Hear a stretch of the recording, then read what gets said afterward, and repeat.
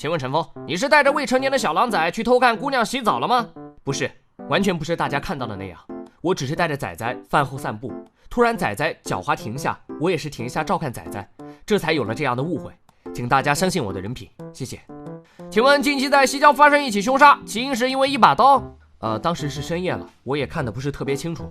起因好像是因为小师妹什么的。听到被害人说自己也是钱元宗的，正所谓路见不平一声吼啊，你有我有全都有。我当下就决定撸起袖子，请您简短发言，我们设备电量不支持您的演讲。我路见不平，拔刀相助，受害者感激涕零，临终前把这把刀硬塞给我了。事情就是这么简单快乐。请问你最近频繁出现阅读室，是为了蹭水蹭空调吗？我怎么会是这种人呢？本来我是不愿意多说的，不过牵扯到我的名誉问题，不得不多说两句。